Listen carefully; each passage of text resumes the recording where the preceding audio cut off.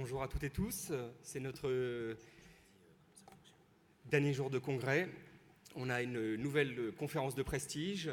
Aujourd'hui, on est très heureux d'accueillir le docteur Irène Frachon qui va nous décrire un peu son combat sur ce qu'on a appelé, c'est le titre de la conférence, le scandale du Mediator, une très longue lutte.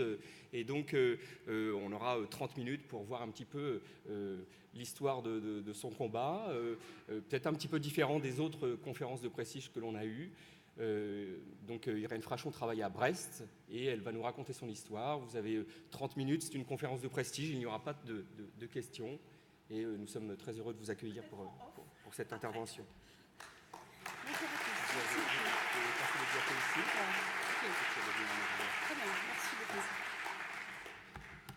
Bonjour, je vous remercie infiniment d'avoir pensé à m'inviter pour revenir sur une affaire qui dure déjà depuis 11 ans.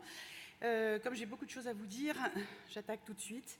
Et puisqu'on parle de l'indépendance de la médecine, je voudrais d'abord en préambule rappeler mes propres dépendances et autres liens d'intérêt dont je suis, comme tout un chacun, pétri. Mais bien sûr, je vais me focaliser sur mes liens d'intérêt professionnels. Je suis praticien hospitalier au CHU de Brest où j'exerce à temps plein comme pneumologue. Je suis spécialiste de l'HTAP et mon service est labellisé pour la prise en charge de cette maladie et il est intégré au réseau national français de l'HTAP. Je dois également signaler que ma pensée médicale est influencée par des liens d'intérêt que j'ai ou que j'ai eus avec l'industrie pharmaceutique. Ces liens étaient nombreux avant que l'affaire du Mediator ne prenne une dimension publique et nationale il y a 8 ans et n'entraîne en ce qui me concerne de profondes transformations dans mon exercice professionnel. Pour autant, et même avant la date clé de cette affaire-là, en novembre 2010, beaucoup pourraient considérer, même avec des yeux d'aujourd'hui, ces liens nombreux comme finalement assez triviaux pour un praticien hospitalier lambda qui a à cœur de participer au développement clinique des médicaments ainsi qu'aux nombreuses réunions intra-professionnelles, souvent sponsorisées comme l'industrie pharmaceutique, comme par exemple le congrès qui se déroule aujourd'hui.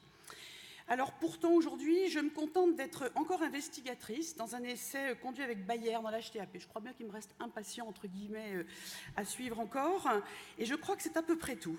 Je n'ai aucun intérêt qui soit actuellement affiché sur la base transparence santé, telle que la perception d'avantages sans contrepartie, comme des frais d'hospitalité, des repas. Je n'ai pas de convention, je ne perçois pas d'honoraires de l'industrie. Et enfin, concernant mon implication dans l'affaire du Mediator, je consacre l'intégralité de mes droits d'auteur à l'aide aux victimes de ce médicament. Alors, je ne suis pas du tout devenue une sainte nitouche, ce n'est pas la question, mais en réalité, le retentissement de cette histoire au niveau national ne m'a pas laissé d'autre choix que celui-ci et j'ai compris à un moment donné que j'étais effectivement sur un chemin sans retour, notamment si je voulais témoigner la tête haute de cette catastrophe. Alors maintenant, je vais prendre une petite distance avec, d'ailleurs, vous voyez, j'ai un tout petit peu fait évoluer le titre. Je n'ai aucune leçon à vous donner. Bien évidemment, je me présente face à vous, je suis praticien hospitalier, je suis une collègue, j'étais pas une militante et je viens partager une expérience singulière qui a bien sûr profondément bouleversé ma vie, mais pas la mienne, et c'est pas la mienne qui compte. Je viens devant vous avec mes questions, avec sincérité, pour vous parler d'événements dramatiques qui m'ont profondément choquée, qui me choquent toujours, qui m'interpellent. Et je voudrais simplement partager ces interrogations avec vous. Je n'ai pas de leçons, je ne sais pas quelles leçons il faut tirer, mais je voudrais vous en parler. Alors, qu'entend-on par la notion d'indépendance de la médecine? Je pense qu'il faudrait un colloque entier, évidemment, pour développer cette notion. Aussi, je vous propose de nous contenter de la phrase du serment d'Hippocrate, en préambule, telle que nous l'avons tous prononcée. « Je préserverai l'indépendance nécessaire à l'accomplissement de ma mission ». Alors évidemment, cela va sans dire. Pour beaucoup, c'est une sorte de la palissade. On l'énonce au cours d'un rite de passage légèrement désuet, mais je vous propose d'y revenir plus tard. Alors, il faut résumer l'affaire du Mediator parce que vous en avez tous entendu parler, mais je pense que, je me rends compte que finalement personne n'en connaît des éléments précis qui permettent de comprendre pourquoi la révélation de ce scandale a déclenché un véritable tremblement de terre dans le milieu médical et au-delà, en bousculant non seulement le corps médical soignant, les experts, les autorités de santé jusqu'aux plus hauts responsables politiques français. Et vous le savez aussi, les répliques, nous n'avons pas fini encore de les subir. Il y a un point important aussi que je tiens à souligner, surtout devant vous, parce que vous êtes des animateurs et puis vous aimez bien les choses précises. Et ce que je vais vous raconter, qui va être parfois un petit peu dur, qui peut parfois choquer, il y a une chose à laquelle je tiens par-dessus tout, c'est que c'est ce que j'appelle de l'evidence-based story. C'est-à-dire que tant sur le plan scientifique, que sur le plan des citations, que sur le plan des faits rapportés, tout est strictement référencé. Les éléments scientifiques ont fait l'objet de publications, parfois de très haut niveau. Les autres faits sont développés déjà dans plusieurs jugements qui ont été rendus par la justice civile ou administrative. Certains des faits dont nous allons parler peuvent être qualifiés de délictueux au regard du code pénal. Cependant, la justice pénale ne s'est pas encore prononcée. Une instruction pénale de grande ampleur est close depuis 2017. Le réquisitoire du parquet et l'ordonnance de renvoi des juges d'instruction ont été délivrés et traduisent un certain nombre de protagonistes, incluant d'éminents professeurs de médecine ou de pharmacie, devant un tribunal correctionnel. Ces derniers sont donc encore à ce jour présumés innocents. Je crois aussi utile, parce que finalement tout ceci est un petit peu surréaliste peut-être, de rappeler que tout conflit d'intérêts, bien évidemment, n'est pas illégal au plan pénal. Il ne peut l'être que lorsqu'il conduit à une prise illégale d'intérêt ou à un trafic d'influence dans une situation professionnelle qui l'interdit explicitement dans le code pénal. Par exemple, d'être expert pour la fonction publique. Beaucoup de conflits d'intérêts en médecine restent aujourd'hui tout à fait légaux, sous réserve d'une certaine transparence. Il n'empêche qu'ils soulèvent des questions déontologiques et éthiques au regard des risques sanitaires qu'ils sont susceptibles d'entraîner. Revenons à l'affaire du Mediator, et je vais être un petit peu précise. Il faut remonter au début des années 60.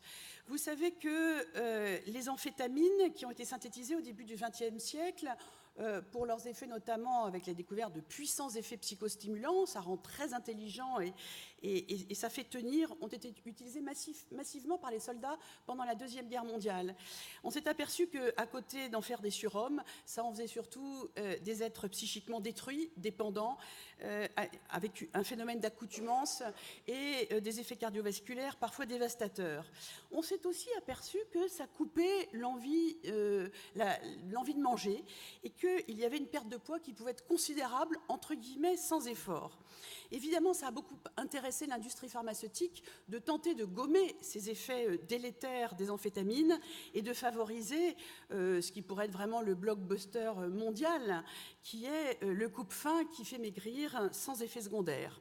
Ça a commencé par l'aminorex, qui a été commercialisé en Suisse, en Allemagne et en Autriche par l'industriel Ciba Geigy et qui a été retiré précipitamment dans les années 70 lorsque les autorités suisses, très au fait de la veille sanitaire, ont constaté une flambée d'HTAP grave chez des personnes qui avaient toutes comme point commun d'en avoir consommé. Et c'est assez extraordinaire de voir sur les graphiques de la veille sanitaire suisse cette épidémie disparaître complètement et revenir à son niveau de 1 ou 2 cas déclarés par an, puisque vous savez que c'est une maladie extrêmement rare. En France, parallèlement, je m'excuse, je prends un petit peu d'eau. Alors, en France, parallèlement, la firme Servier, c'était un petit peu un grand jeu de mécano. Hein, les molécules, à cette époque-là, c'était du Lego. On rajoutait des segments, on en retirait, puis on regardait ce que ça donnait. Et d'ailleurs, très rapidement, on passait chez l'homme. Et donc, la firme Servier développe une nouvelle famille de molécules dérivées de l'amphétamine qui s'appelle les fenfluramines, simplement par l'adjonction d'un noyau fluoré, d'un segment fluoré sur le noyau de l'amphétamine. Et ça va être commercialisé à partir des années 60, très exactement en 63, bizarrement, c'est l'année de ma naissance, sous les noms de Pondéral et puis d'Isoméride. Alors, la communauté scientifique, elle avait déjà été un peu échaudée par l'affaire de l'aminorex, et donc elle regarde ces fenfluramines d'un œil un petit peu suspicieux. Et dès les années 80, il y a des premiers cas cliniques qui sont publiés dans le BMJ et qui signalent les HTAP sous fenfluramine. Pourtant, le marché ne cesse de croître. Et en France, vous connaissez certainement l'équipe du professeur Duroux, qui est devenue ensuite l'équipe du professeur Simoneau, puis actuellement du professeur Imbert, qui était localisé à l'hôpital Antoine Béclère à Clamart, et actuellement qui travaille à Bicêtre. Cette équipe-là s'est aperçue très rapidement que donc très spécialiste national et même international de l'HTAP, que tous les patients qui lui étaient référés dans ces années 85 puis 90 souvent avaient été exposés à l'isoméride. Il le publie en 93, un quart des patients qui leur sont référés pour cette maladie mortelle en 2 ans ont consommé de l'isoméride qui était promu à ce moment-là absolument massivement par Servier. Alors la firme, bien évidemment, dit que ça n'a rien à voir. Les autorités de santé sont absolument frileuses.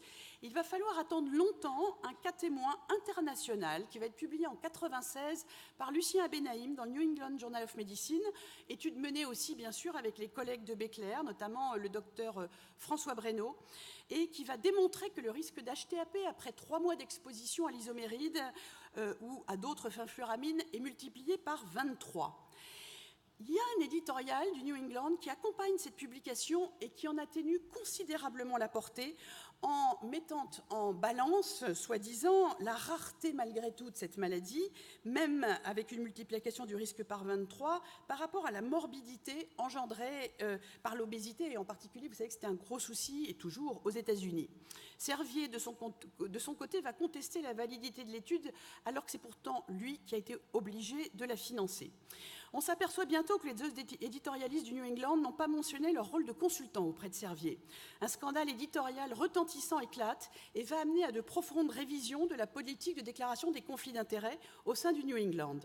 En 1996, tenez-vous bien, pourtant, l'isoméride est licencié aux États-Unis sous le nom de Redux. Servier va licencier cette molécule à la firme Wyeth et ça va être adoubé par la pourtant puissante et redoutable FDA, qui est en réalité trompée elle aussi par des experts qui vont prendre part au vote en ayant omis de déclarer leur position de consultant auprès de Servier.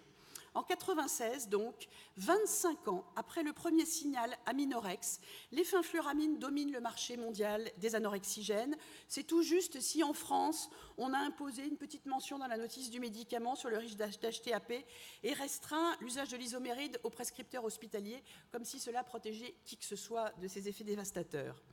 Le deuxième, je dirais, coup de rasoir arrive en 1997 des États-Unis. Pour nous, ça a été presque une chance que ce produit soit massivement commercialisé aux États-Unis parce qu'au bout d'1 an, la prestigieuse Mayo Clinic, l'équipe de chirurgie cardiaque de la Mayo Clinic, notamment une chirurgienne, Heidi Connolly, s'aperçoit qu'elle opère des patientes obèses, jeunes, et qui ont des valvulopathies tout à fait extraordinaires, mitro-aortiques, complètement inhabituelles, restrictives, et qui miment d'autres valvulopathies rarissimes qu'on appelle des valvulopathies carcinoïdes.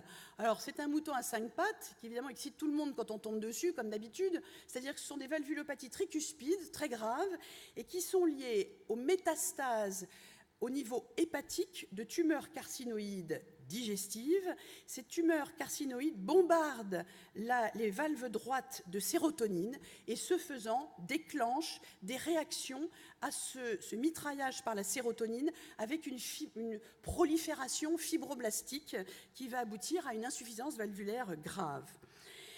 Il se trouve que toutes ces femmes qui sont opérées avec des valvulopathies un petit peu du même genre, mais qui concernent plus le cœur gauche, n'ont pas de tumeur carcinoïde. Par contre, elles ont en commun d'avoir toutes été exposées à des fenfluramines.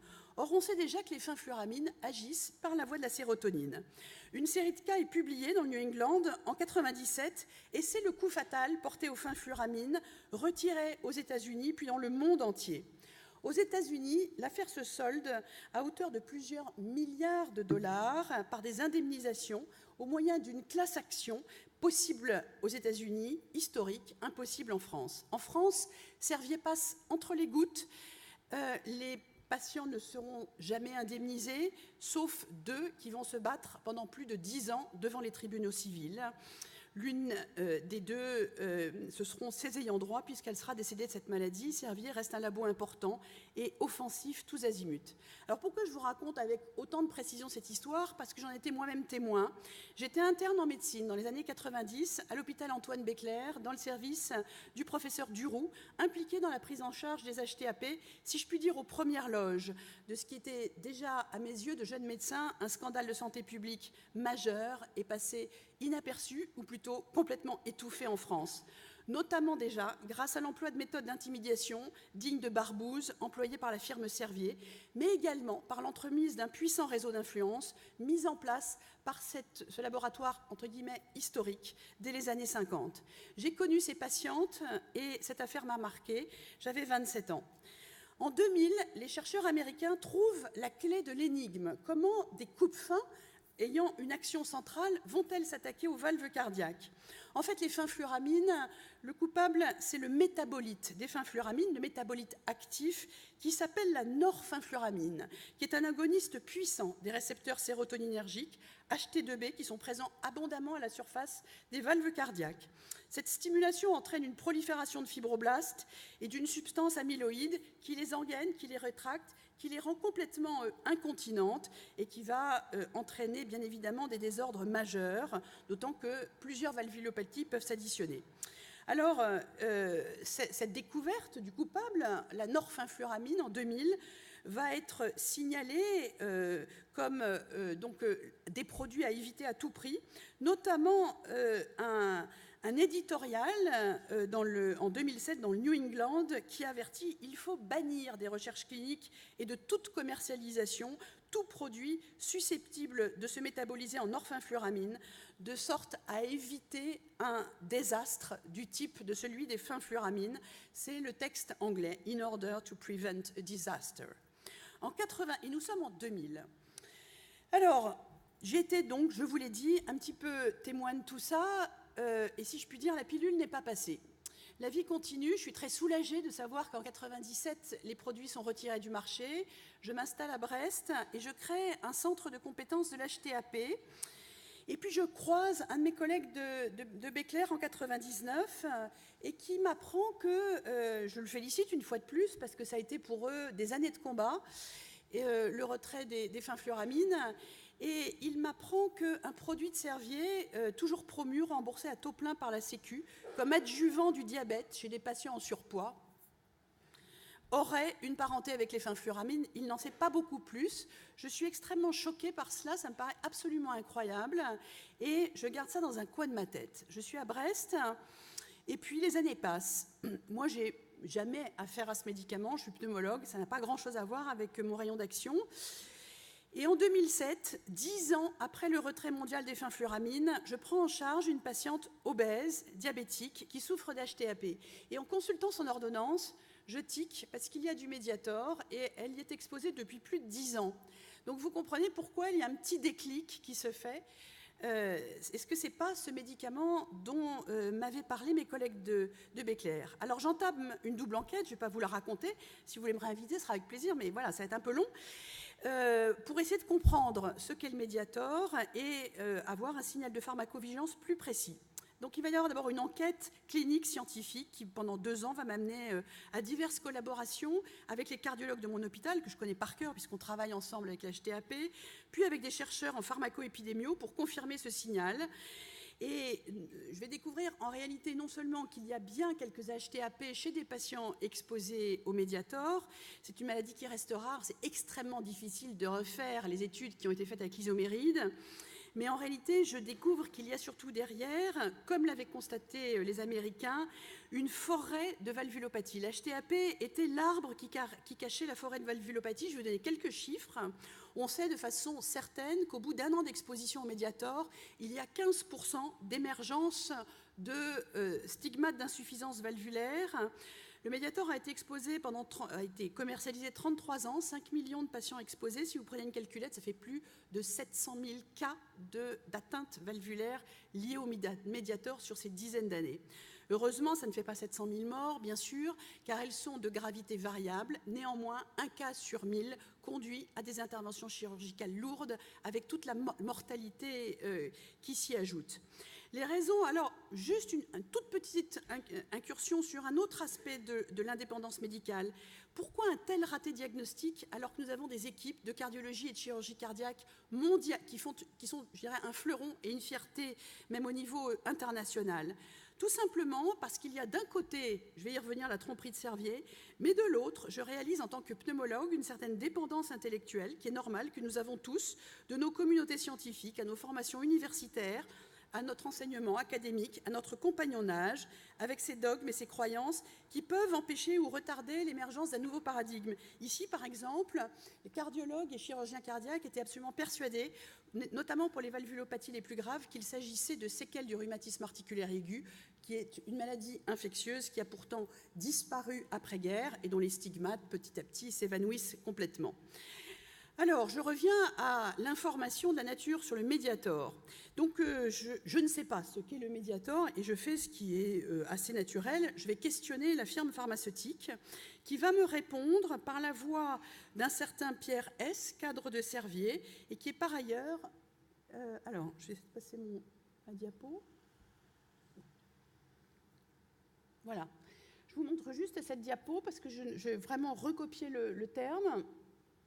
Bon, il y a un petit bafouillis, mais le Mediator et les fenfluramines empruntent des voies métaboliques bien distinctes, ce qui explique des activités pharmacologiques radicalement différentes. Et la conclusion, c'est que Mediator se distingue radicalement des fenfluramines, tant en termes de structure chimique et de voies métaboliques que de profil d'efficacité et de tolérance. Je note que Pierre Schiavi est trésorier de la Société française de pharmacologie et de thérapeutique, où émargent tous les pharmacologues français, pharmacovigilants, professeurs de thérapeutique et experts dans la plupart des commissions traitant du médicament. J'ai failli m'arrêter là, bien évidemment, en me disant qu'un médicament commercialisé en 1976, je devais m'égarer et que, voilà, c'était une fausse piste. Alors, il n'y a rien sur Internet, il n'y a rien sur PubMed. J'interroge la documentation bibliographique de la revue Prescrire, je leur écris, je reçois des articles des années 60 et des années 70 qui n'étaient pas accessibles par Internet, et je me dis qu'ils ont quand même une bibliothèque assez sérieuse, même si quelquefois ils sont très énervants, hein. Et ces documents me montrent que le benfluorex Mediator est bien un dérivé de l'isoméride et des fenfluramines. La pharmacovigilante avec qui je travaille retrouve dans ses archives papier issues de l'Agence du médicament un document également très mal fichu, mais finalement, à force de tourner ça dans tous les sens, je ne suis pas trop pharmacologue, je finis par établir le schéma suivant. C'est que vous avez d'un côté l'isoméride avec un noyau qui est entouré en rouge, qui est le noyau de l'amphétamine, phényléthylamine. Vous avez à droite le Mediator, benfluorex, qui a le même noyau phényléthylamine avec les 3 atomes de fluor, et puis un dérivé benzoyle, en réalité, dont on se fiche complètement, puisque une fois ces produits absorbés, ils se transforment tous les deux en orfenfluramine à 50, à peu près aux mêmes concentrations sanguines, quoiqu'à l'époque, je n'avais pas de certitude là-dessus. Et voici l'éditorial du New England Journal of Medicine. Donc, il y avait 2 articles importants, l'un en 2000, Circulation, et c'est rappelé en 2007, qui montre comment cette norfenfluramine attaque et stimule des récepteurs sérotoninergiques et va provoquer un signal de prolifération fibroblastique qui, vous voyez, sur cette valve mitrale, va aboutir à une rétraction et épaississement. Alors, le Mediator est donc un dérivé de l'amphétamine qui se métabolise en norfenfluramine.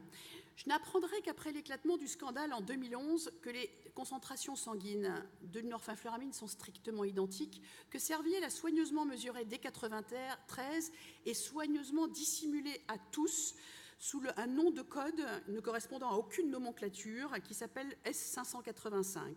Cela veut dire qu'entre 1997 et 2009, l'arrêt de commercialisation, Servier a sciemment exposé des millions de personnes à une substance aux effets reconnus puissamment toxiques. Et nous savons depuis 2011 que Servier a également utilisé des méthodes véritablement mafieuses pour éteindre les doutes émis dès 1999 par certains praticiens perspicaces. Des cas d'HTAP, mais aussi des valvulopathies. Un seul exemple qui a témoigné devant le Sénat, le docteur Georges Chiche, à Marseille, en 1999, qui lisait le New England, qui a tiqué sur le nom benfluorex, qui a vu apparaître une valvulopathie, qui a reçu plusieurs intimidations de la part du laboratoire, la plus choquante, et qui concerne notre sujet. C'était un conseiller à la Marine de Marseille, un cardiologue à la retraite, très proche consultant de Servier, son ex-patron. Ça devient effectif et une fois le signal démontré devant les commissions de l'AFSAPS, ça va être compliqué, on va même me suspecter de manipulation de données, mais finalement, le produit est retiré en novembre 2009. Et je constate que tout ça va se faire en catimini. Je suis donc face à des éléments qui me sont insupportables.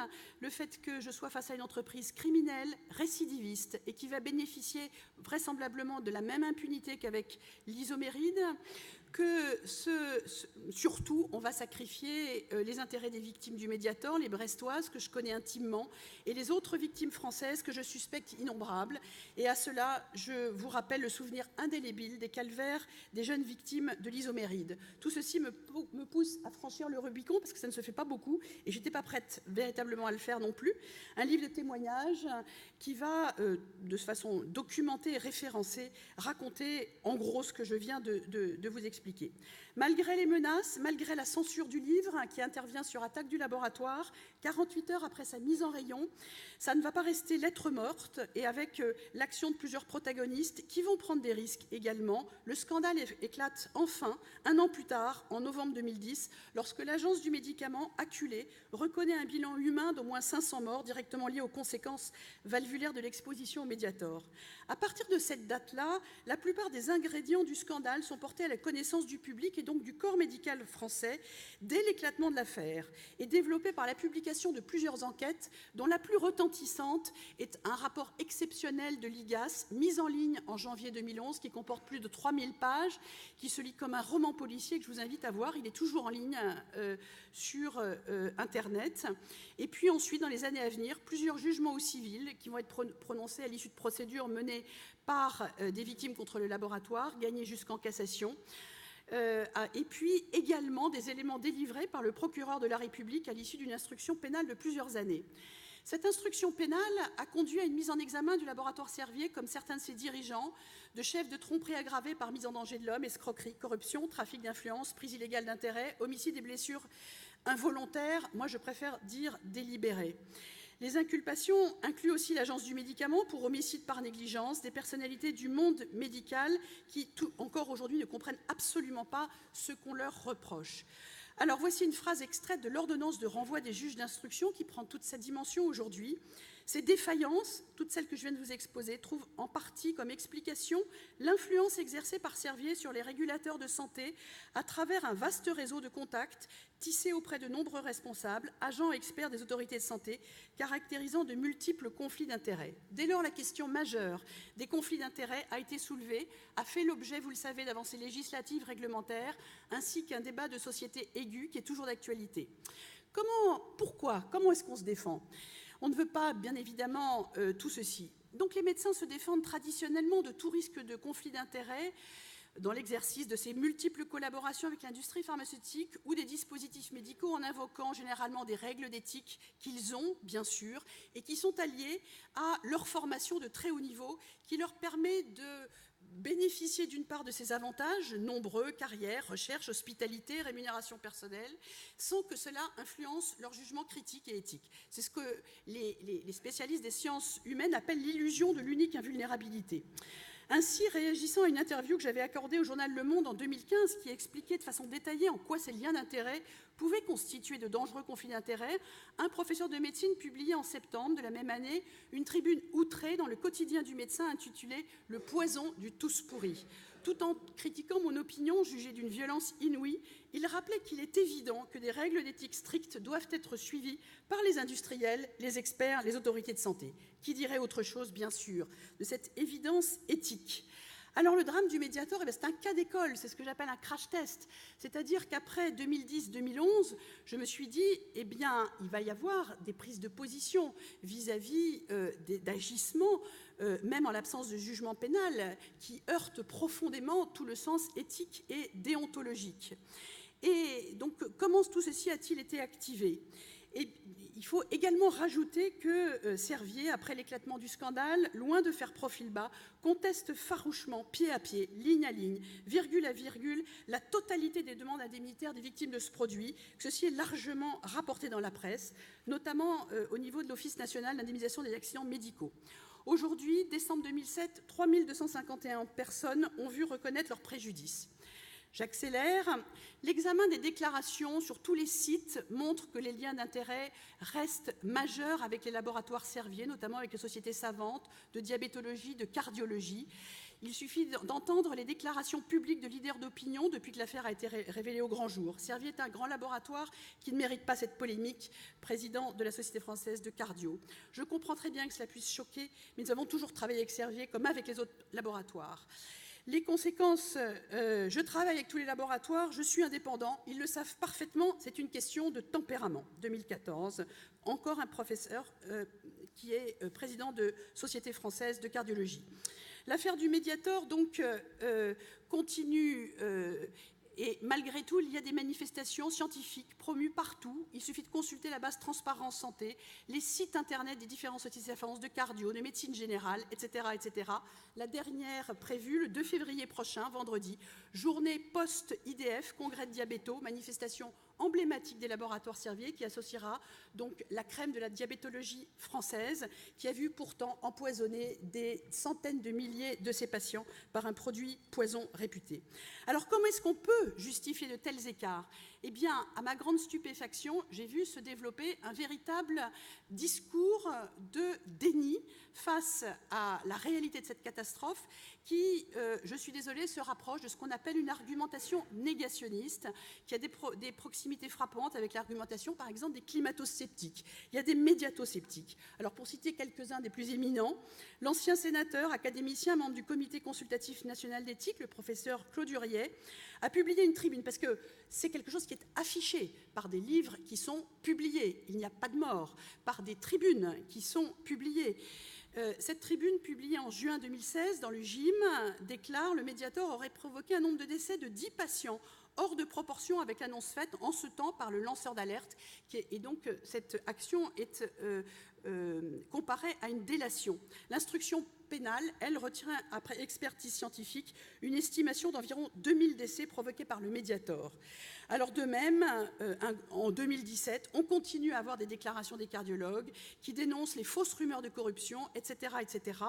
Peut-être avez-vous entendu parler aussi de la mise à l'écart d'un conseiller de la campagne présidentielle d'Emmanuel Macron, cardiologue, avec des liens majeurs avec Servier, qui déclarait que ces liens avec Servier étaient clairs et qu'il aide en particulier les laboratoires Servier à avoir une communication éthique sur leurs produits. Je passe, car je crois que j'ai boulotté mon temps, ou presque.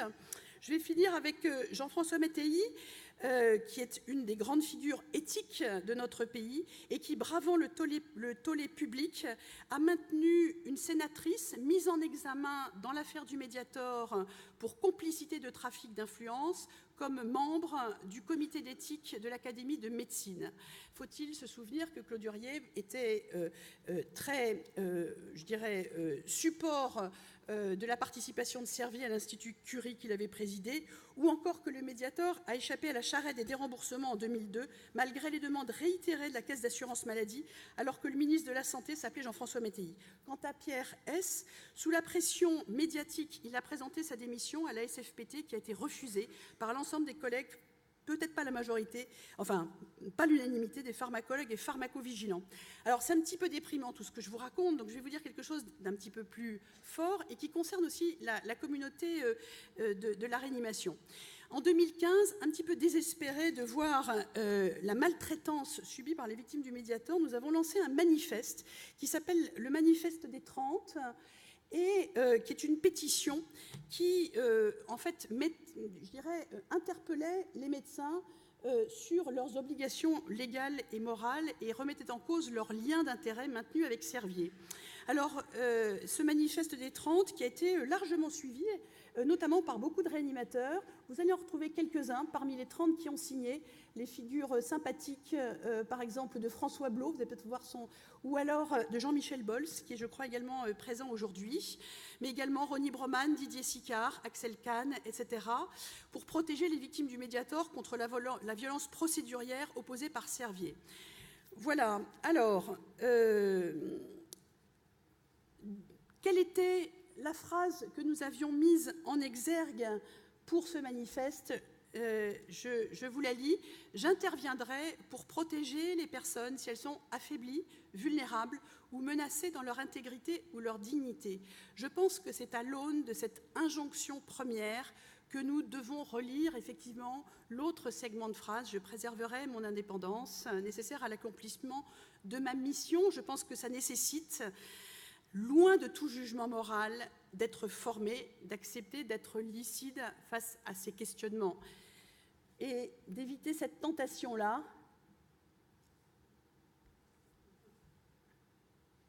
Voilà, je vous remercie de m'avoir invité encore pour aborder cette question difficile.